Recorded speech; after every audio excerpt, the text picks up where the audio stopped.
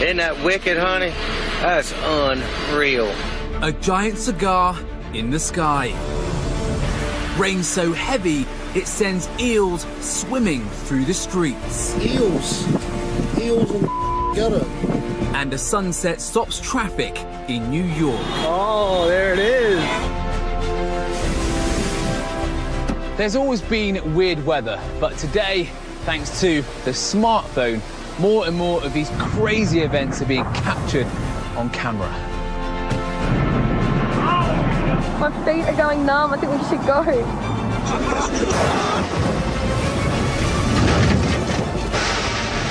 Today, I'm going to be showing you some of the craziest clips yet and demonstrating the simple science that lies at the heart of these astonishing natural phenomena.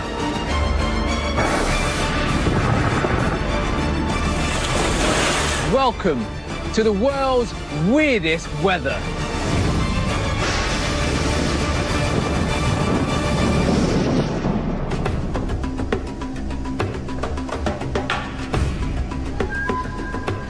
Here in the UK, when it rains heavily, we say it's raining cats and dogs outside, and other countries have their own versions, like it's raining chair legs, or it's raining cobbler's knives or pocket knives. But I've never heard anyone say it's raining spiders, but maybe they should. Take a look at this. Santo Antonio da Platina, southern Brazil, February 2013. Não, mas isso aqui é ignorância. The sky is full of spiders. Thousands of them swarming to form a cloud. Não, mas isso aqui é ignorância. Chover na aranha. Cara, dá até medo de andar aqui. It's an arachnophobe's nightmare. Cara, não vou aí não, velho. Sai daí, Robson. Cara, dá medo. The freaked out onlookers think it's raining spiders, but it's not. In fact, this cloud is a giant communal web, apparently strung between power lines. And it's natural behaviour for this species. But don't get too comfortable, because elsewhere, spiders can and do get tangled up in the weather, as people in Dallas, Texas, discover. There were spider webs on the street lights. They were hanging off of the trees. When they were blowing out, they were about 12 to 14 feet long. It was absolutely crazy. Everything, I mean everything, was covered in spider webs. North Texas is tangled in sticky spider webs. They're stuck to lampposts, cars, and everything else they touch. On a scale from 1 to 10 of strangeness, I would say this was about a 21. And how they got there is even stranger. They hitched a lift on the wind. Many species of spiders actually use their webs to fly on the wind. It's called ballooning. Spider ballooning is most often seen in young spiders, and they use it as a way to spread out over long distances and find new habitats. These special webs act like sails, so it only takes a slight breeze to get the spiders airborne. There they go. By taking advantage of the weather, the Texan spiders may have travelled hundreds of miles. And it's not just the wind that helps our eight-legged friends take off. Physicist Joe Dwyer explains how spiders can fly using lightning. So the Earth actually forms this electrical circuit called the global circuit. It's energized by thunderstorms. When a storm cloud forms, positively and negatively charged particles within the cloud are separated. This separation creates static electricity, which can be discharged in the form of lightning. But some of this static electricity is not discharged. It remains in the atmosphere. Even if there are no thunderstorms around, there's still large-scale electric fields. They're always there. A spider's web can pick up a few of these charged particles. Just like in a magnet, like charges repel each other. Because the particles on the web have the same charge as the particles in the air, the web is pushed away and the spider flies. Now, if you're very light, like a little spider, then it's possible, if you have enough charge on you or on your little web, to float or to rise in such electric fields. Joe has prepared a simple demonstration to show how this works. I made some homemade spiders. These are actually little Halloween spiders. I've taped pieces of mylar on the end to represent the webs. So I'm going to take one, put it on top of a Van de Graaff machine, which will develop a big charge. Turn it on.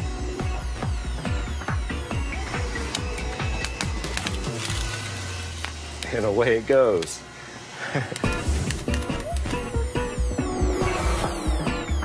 So the charge in the web causes the web to rise up in the Earth's electric field, taking the spider with it.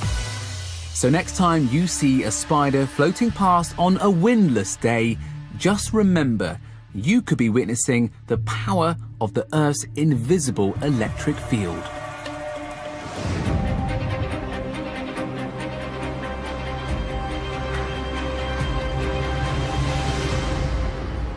We've all heard of Movember, the month when thousands of men across the UK grow a moustache in order to raise money for charity.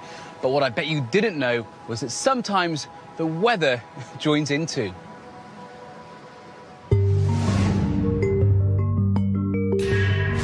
Patagonia, Argentina. A strange cloud drifts across the sky. It looks like a 1970s disco tash. After about 30 seconds, it disappears. It's a fleeting glimpse of one of the world's rarest clouds. A moustache cloud.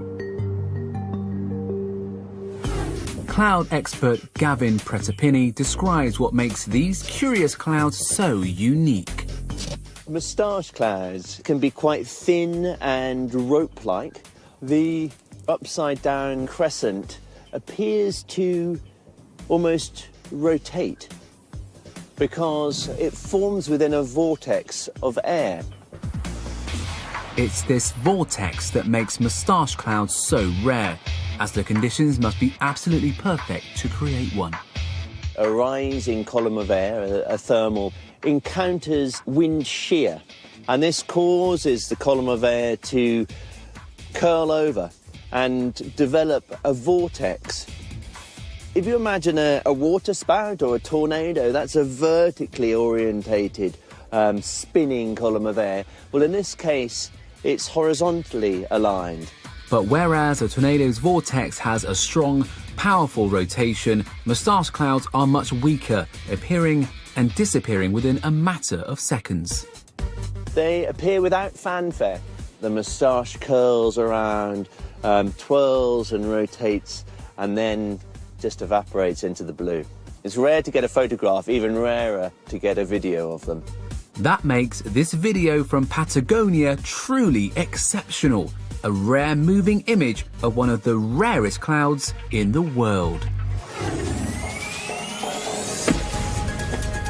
Weird weather isn't always as obvious as a funny-shaped cloud or a freak snowstorm. Sometimes we only know it's happened because of the effects that it has on the natural world around us. Just like in our next story.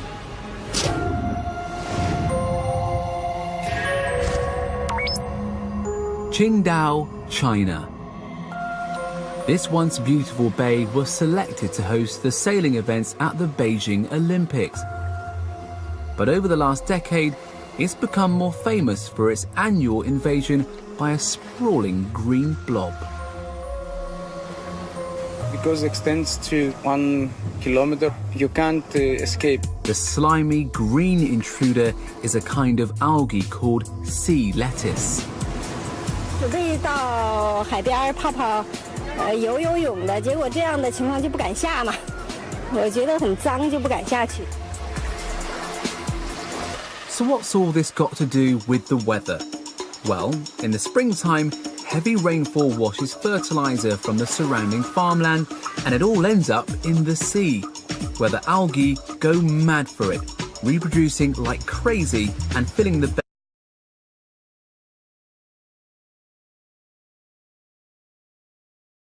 This surf cum turf is a harmless nuisance. But on the other side of the globe, an altogether different green tide is a deadly threat. That water is green, and not just a little green. It's like pea soup green.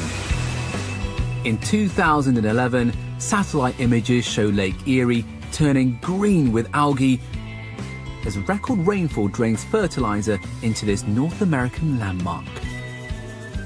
Zen Archer, a lakeside local from Cleveland, Ohio, is a witness to this mega bloom. I've lived in Cleveland all my life, and I've never seen anything like that in the lake before. There is nothing but green, yucky algae everywhere. Unlike the harmless sea lettuce in China, Ohio had been invaded by a killer, blue-green algae. Blue-green algae, or cyanobacteria, produces a toxin called microcystin that can irritate the skin and attack the liver, causing illness and sometimes death. Lake Erie is the shallowest of the Great Lakes. This allows the summer sun to raise its temperature more easily than its deeper neighbours, creating a cosy haven for amorous algae to get it on. And in 2011, the conditions were simply perfect. It had been rainy, but also very, very warm. Combined with not a lot of wind or air, resulted in this algae proliferating and filling the water. This isn't a problem that's going to go away easily. Springtimes are getting wetter and summers are getting hotter. So as long as farmers keep using fertilizer, the green goo will keep on coming back. Coming up next, what happens when a mountainside dissolves? And the tale of two cities as the sun stops traffic in London. And the wind wipes out a lakeside resort.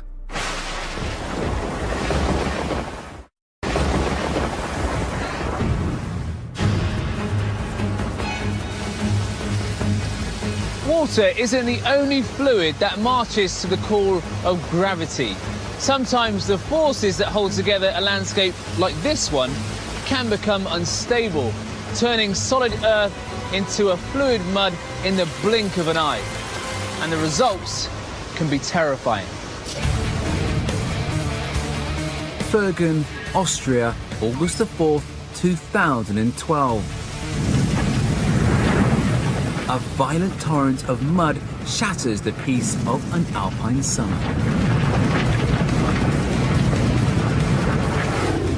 Bernhard Asmeyer witnesses the terror. Suddenly, there was this huge sound. Everything was shaking, everybody was shouting outside, "It's a mudslide, it's a mudslide." The summer of 2012 sees weeks of baking hot weather that dries and hardens the ground in the mountains above. Then, a sudden rainstorm breaks this material loose. It tumbles downhill, picking up debris. Until it's a river of mud and boulders as big as cars. Perched on a rooftop, Bernhard captures the enormous mudslide.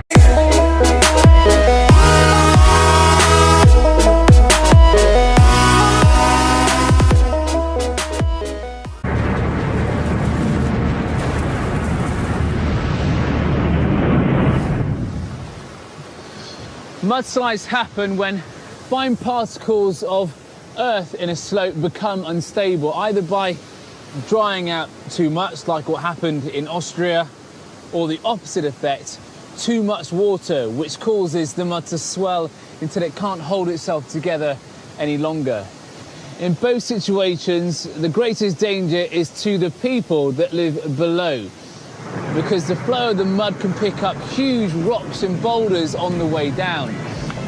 And of course, the steeper the slope, the faster these rocky projectiles bounce down the mountain, You can imagine 2 of these coming towards you at 50 miles an hour.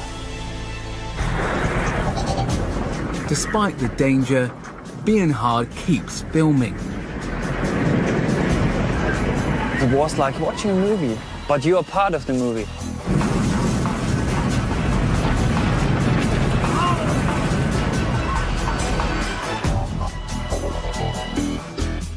The 3-hour torrent leaves buildings coated with a thick layer of mud. Amazingly, no one is seriously injured. The mudslide triggered the Alpine town's avalanche warning system, giving the residents a precious few seconds to get out of the mudslide's path. The nature is the most powerful thing in the world, and the humankind is just a small spot in it. It's not just the countryside that's threatened by weird weather. Big cities like London can suffer too. In September 2013, the combination of a sunny day and architectural design made one part of the city a little too hot to handle.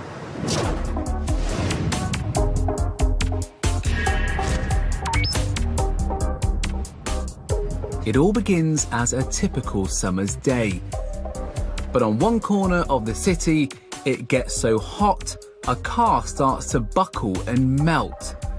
Nearby, a shop doormat gets scorched and a plastic window display bubbles and warps. How can this happen in London, where the city's highest recorded temperature is 38 degrees?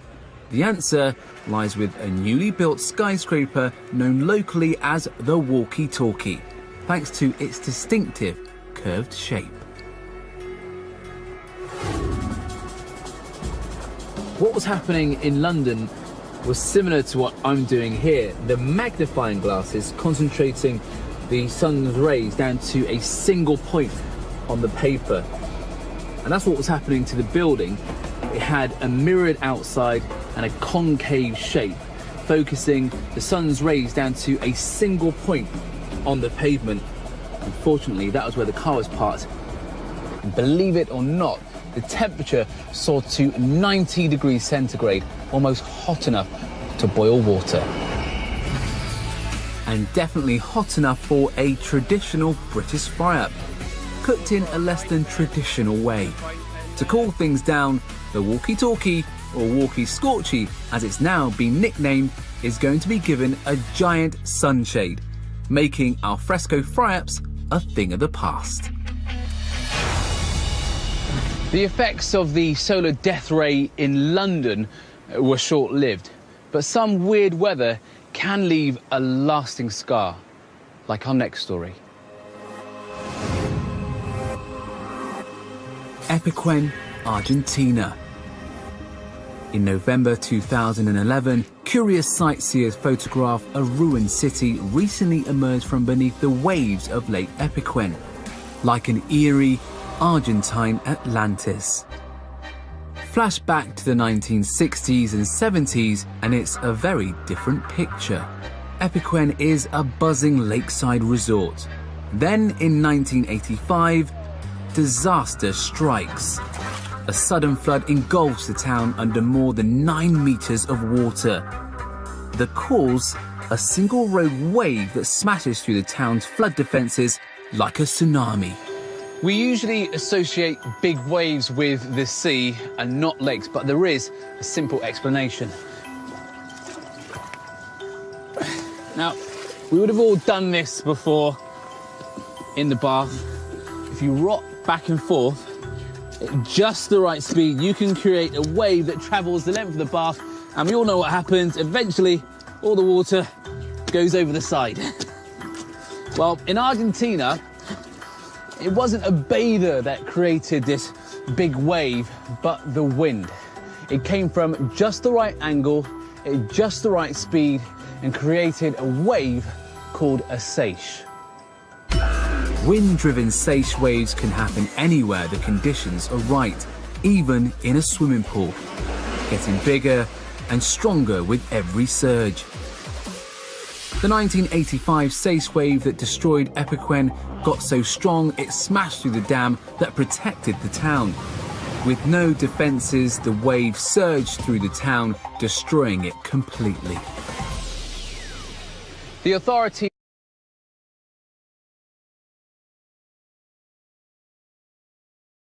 quickly realised it was easier to abandon the buildings than rebuild the protective dam. So the houses were left knee-deep in water, the residents found new homes, and the resort became a ghost town. For nearly a quarter of a century, Epiquen is lost. But since 2009, the town has been making a comeback.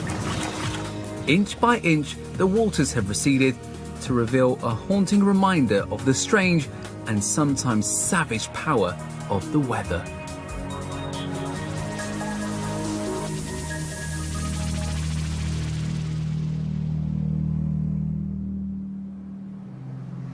Most people see a cloud every single day of their lives. And if you live in the UK, you get to see a fair few more. But it's not often that you see a cloud that makes you stop and stare. And that's exactly what happened in the US in 2012. Sea Isle City, New Jersey, June the 7th, 2012. An ominous cloud looks like an advancing apocalypse. Looks like a real bad boy. In fact, it's a rare roll cloud. It's very unusual. Huge clouds. Whenever and wherever roll clouds appear, they certainly capture people's attention. Isn't that wicked, honey? That's unreal. Cloud expert Gavin Pretepenny explains how these ominous clouds form. Roll clouds look like a long tube of cloud which can stretch from one horizon to the other, and it's quite low down in the sky. Now these clouds can form out ahead of a storm, and as this cold air splays out, it burrows beneath the warmer, moister air that's ahead of the storm. And as it burrows beneath that air, it causes the air to rise and curl over. So the air at the front of the roll cloud is rising, the air at the back of it is sinking. This rising, cooling and falling cycle condenses water vapour into droplets of liquid water, forming a visible cloud. At the same time, the advancing cold front bulldozes this cloud forwards, creating an invisible wave of air that rolls the droplets up into a distinctive cigar-like shape.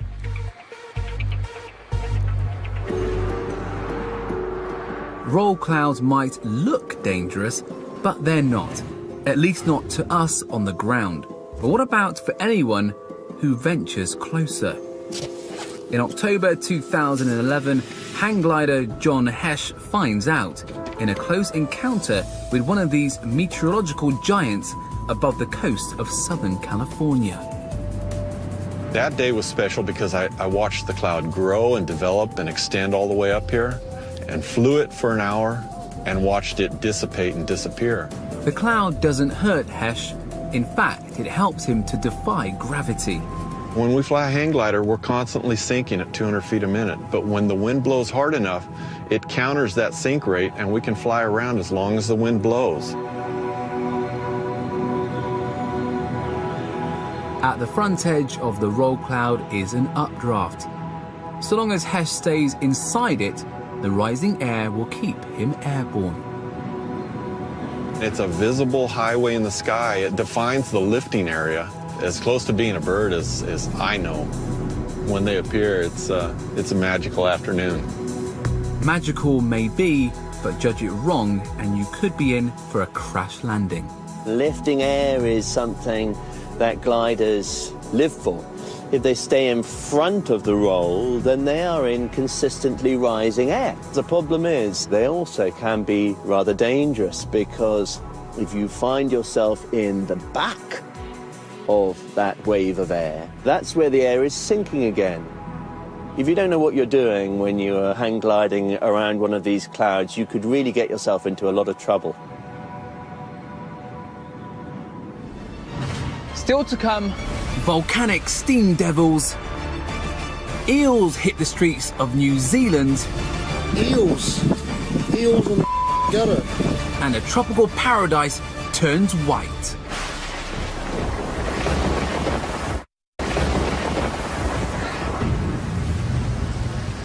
When it rains, the natural thing for you and I to do is to run indoors and take shelter. But I know one slippery creature that takes it as an opportunity to come out of hiding and do a bit of city sightseeing. Just take a look at our next story.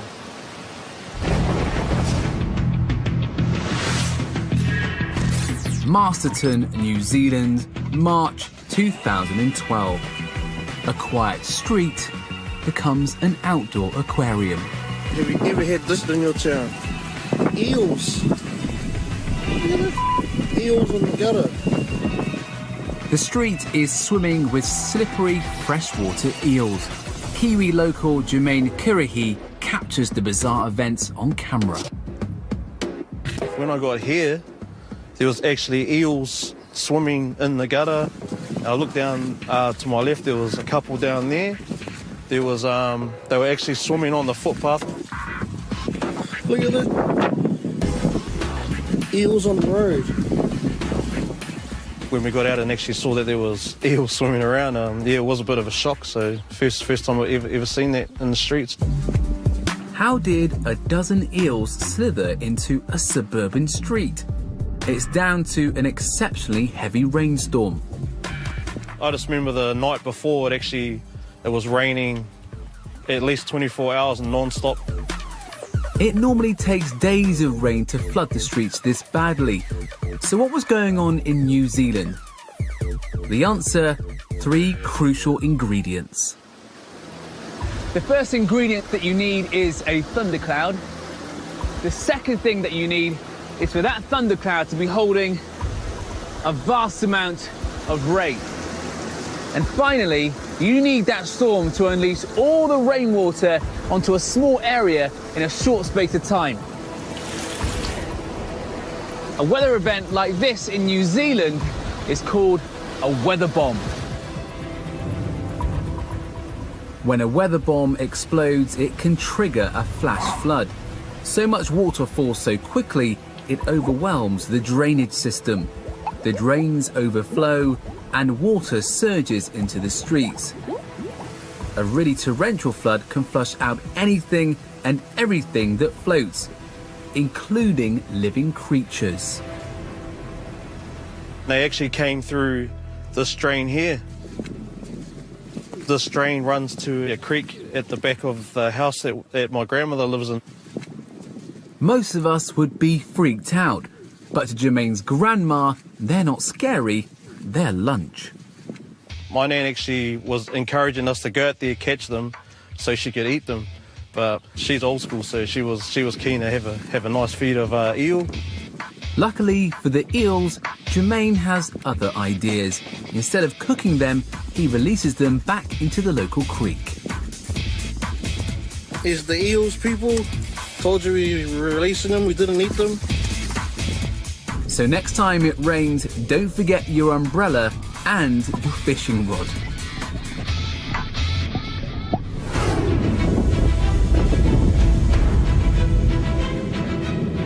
Volcanoes are known as a force that shapes the landscape, but they can also shape the weather, and sometimes the results can be breathtaking. The Kilauea volcano, Hawaii. As tourists watch lava pour into the Pacific, a twisting vortex spirals up from the ocean. It looks like a mini tornado, but there's not a storm cloud in sight. The Kilauea tornado is actually a steam devil, a type of whirlwind that forms over warm water or damp land as steam rises into cold air. At the Denver Museum of Nature and Science, creator Jennifer Moss Logan shows how this works. What we have here is a box. It has slits in the side to allow air in. Right here is a hot plate, and on the hot plate are coins. Those coins represent the lava. What I have here is a little tin of water. This water represents the ocean water. Let's see what happens when we add the ocean water to the lava.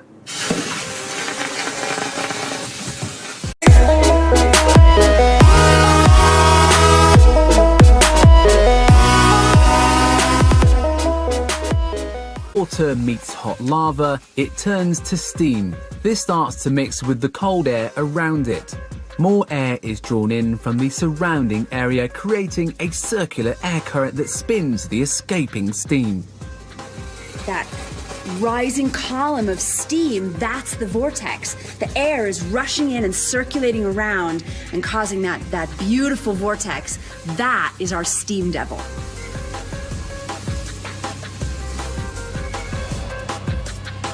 Kilauea steam devils grow so big and strong that they can often be mistaken for waterspouts. But there is an easy way to tell them apart. Waterspouts form from clouds, so if you follow them up, you'll see the cloud that made them. Whereas steam devils are simply generated by warm, damp air rising. So if you see a twister out at sea and not a cloud in sight, the chances are it's a steam devil. And you don't have to travel to Hawaii to see one. Steam devils occasionally form over lakes and rivers, like these ones dancing across the surface of a river in the US. They form in the same way as the ones at Kilauea. The only difference is here it's the sun that heats the water and not hot lava. Steam devils may be weird, but they're also beautiful. Sometimes it's not the weather that's weird, it's where it takes place. Just like our next story. Malua Bay, Australia. October the 14th, 2013. It's a warm 30 degrees and residents are enjoying the beach. But the next day, they wake up to an unbelievable sight. The bay's beach looks like it's been blanketed in snow. My feet are going numb, I think we should go. A huge storm has struck overnight, sending temperatures plummeting. So what was going on? Well, the first clue is what fell on the beach. What looked like snow was actually a thick layer of hail. Hail is rain that freezes as it rises up inside a storm cloud. Storm clouds form when hot, moist air surges upwards. But along the coast, cooler ocean temperatures mean the air is rarely hot enough to spawn a storm cloud. So why does Malua Bay get blanketed by hail?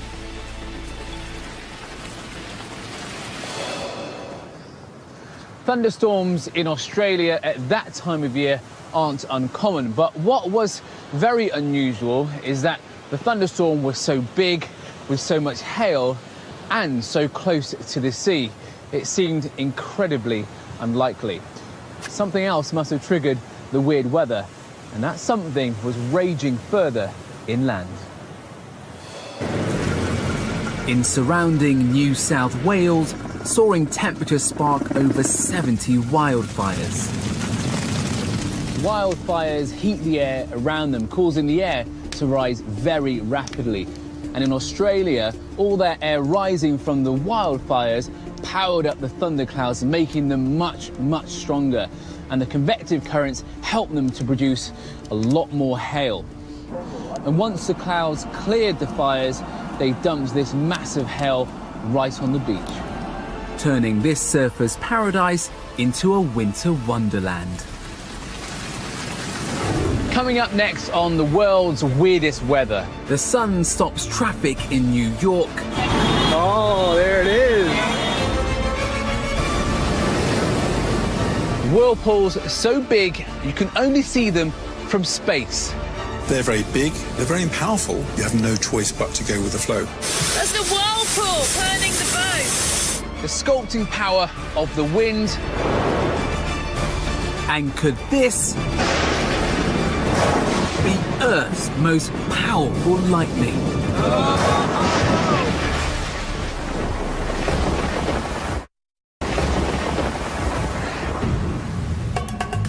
weird weather can disrupt our lives. A mudslide can wipe away a whole community, and flash floods can bring a city to its knees. But there's another type of weird weather that can stop traffic for very different reasons.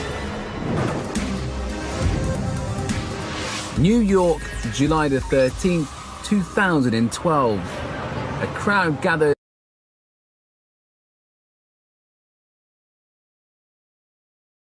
Natural wonder. Oh, there it is. Astrophysicist Jackie Fahety explains what happens. This place would be mobbed with photographers, pedestrians, people that just sort of randomly stumbled upon it, all looking in the direction of New Jersey, to the west. On 2 days each year, the sun lines up exactly with Manhattan's dead straight east-west cross streets. The result is a sunset that New Yorkers call Manhattan Henge. So from this spot, you just look straight west, past Times Square. The sun sets right between these buildings, framed perfectly. You get a gorgeous view of the sun right there, kissing the grid as it sets. Manhattan Henge is named after our own Stonehenge. And you don't have to be a druid to know the stones line up with the rising sun on the longest day of the year. But while Stonehenge's solar alignment is an ancient mystery, Manhattan's is just a cosmic coincidence. At nearby Rutgers University, physicist David Maiulo explains why. Here's our model of the setting and rising sun. And this is our homemade model of Manhattan. We all know that the sun appears to rise in the east and set in the west, but it's actually more complex than that. Towards the summertime, the sun appears to move towards the north, and towards the wintertime, the sun appears to move towards the south. It changes its position along the horizon. As the sun moves north through the winter and spring, it lines up perfectly with Manhattan's cross streets around the end of May. Then after the longest day of the year in June, the sunset starts to move south, setting in line with the grid around mid-July. Twice a year, the setting and rising sun